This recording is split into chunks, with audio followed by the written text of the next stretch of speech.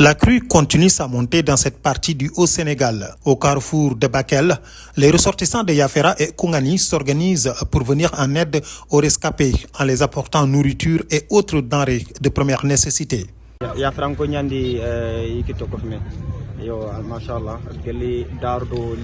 Les populations de Yafera se sont unies pour venir en aide à nos parents et proches qui sont victimes de la crue du fleuve Sénégal.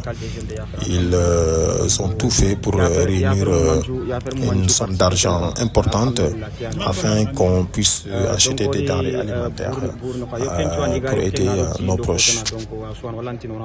Mais 2000 c'est exagéré. Ouais, 2000 francs c'est exagéré quand même.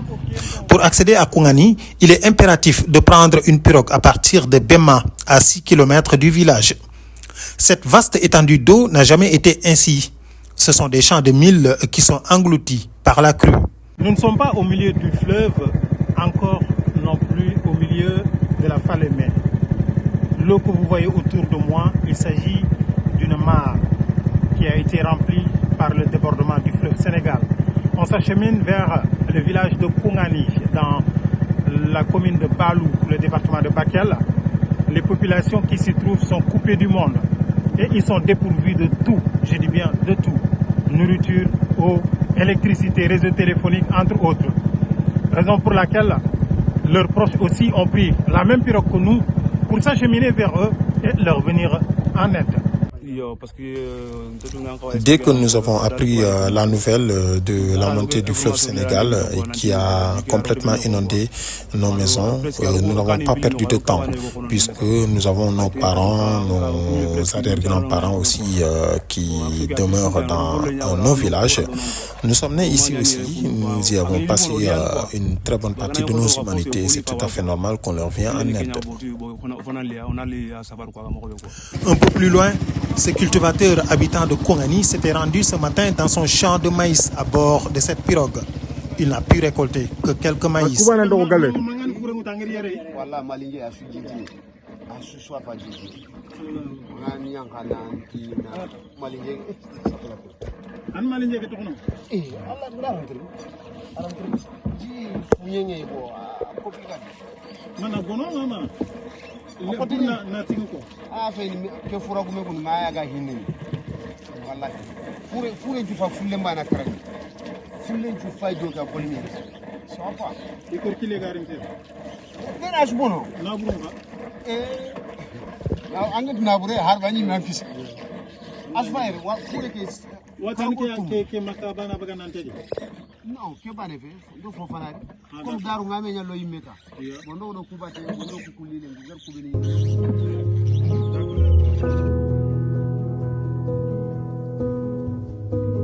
À l'entrée du village, le décor est indescriptible.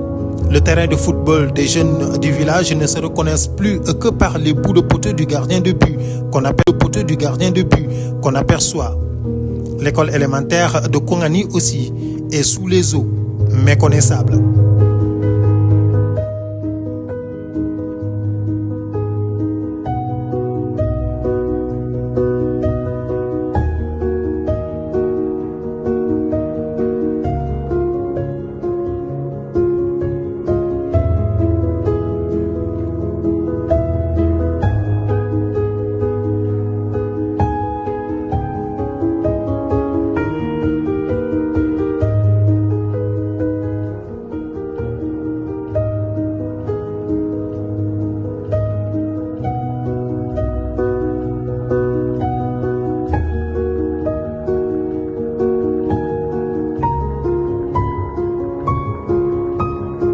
À l'intérieur du village, les habitants utilisent des pirogues pour se frayer un chemin et effectuer les courses indispensables à leur survie. Dans la maison dite Geiga, le chef de village se prononce sur la situation. Seul le vieux quartier de Koungani, qui se trouve à un point très culminant, est un peu épargné par les eaux. Et même cela aussi, est due à une forteresse, une sorte de digue qu'on a construit au niveau du fleuve. Sinon, cette partie aussi serait totalement engloutie de nos jours.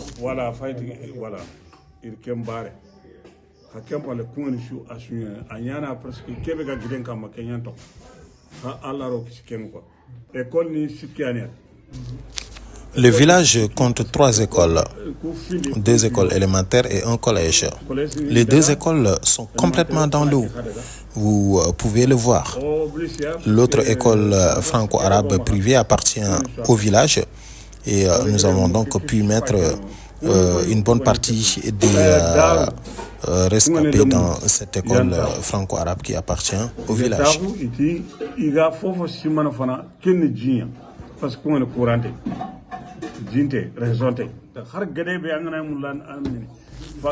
Actuellement, nous n'avons pas d'eau ni d'électricité, encore moins de réseau téléphonique. Même les puits sont impraticables de nos jours.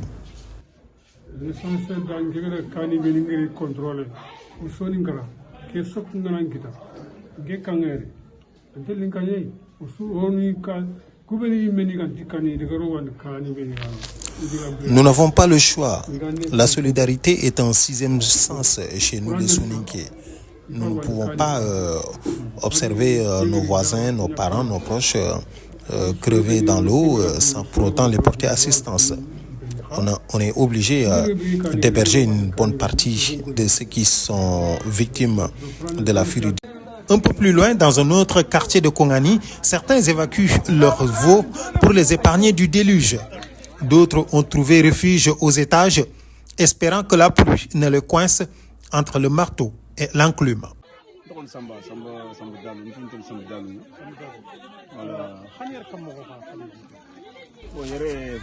Nous sommes ici dans le désarroi complet.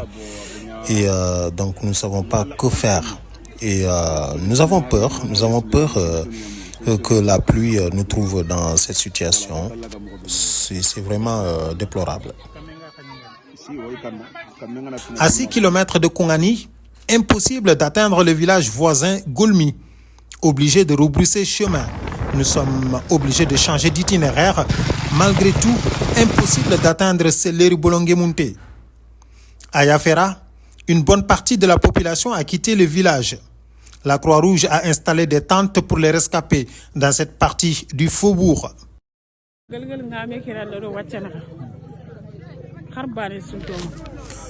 Nous avons tout perdu dans l'eau, complètement tout. Nous ne savons même pas où aller. Ce sont les voisins, les proches, les parents avec qui on vit dans le village qui sont venus nous aider et qui nous ont permis au moins d'être logés dans cette école que vous voyez juste là à côté. Nous avons tout perdu dans l'eau, complètement tout. Je n'ai pu sortir avec quoi que ce soit, je vous dis bien.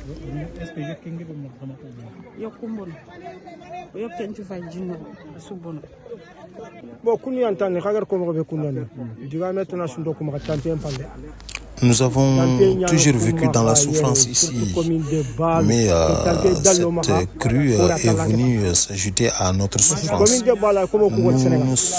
Nous sommes délaissés. Nous n'avons pas l'impression d'être des Sénégalais à part entière. On se sent des étrangers ici, chez nous, dans la commune de Balou. Bon,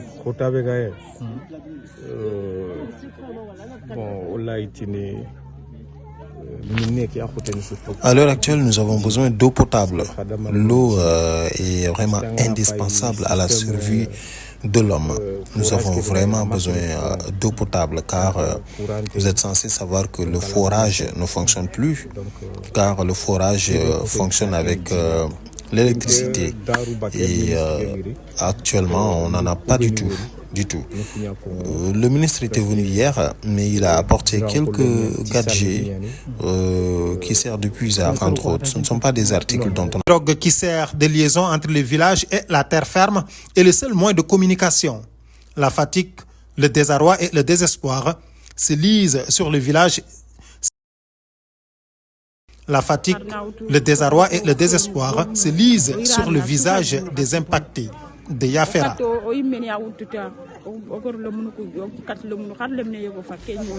Un garçon de 4 ans s'était noyé il y a de cela 2 jours.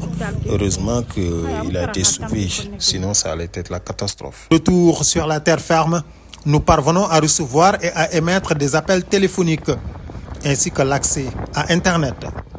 Pour l'instant, les bras fluviales dénommés Bema et Moribougou tiennent encore. La communauté soninké sonne la mobilisation et appelle à la traditionnelle solidarité villageoise pour secourir les siens.